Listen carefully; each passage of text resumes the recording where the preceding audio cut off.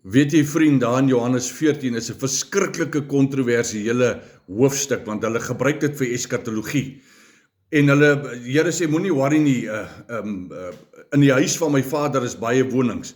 En om hierdie hele konteks van Johannes 14 te verstaan, moet jy vers 23 gaan lees. In vers 23 sê, en ek en my Vader, ons sal na jou toe kom en ons sal by julle kom tabernakel, ons sal by julle kom woon. Met ander woorde, ons kom maak by julle woon. Met ander woorde, dit is die nuwe stadsaal. Ek en jy. Ek en jy is die nuwe tempel.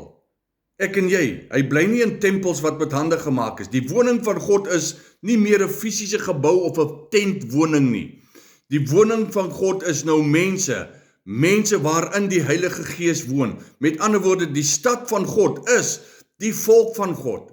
Die volk van God is die woning van God, die nuwe Jerusalem.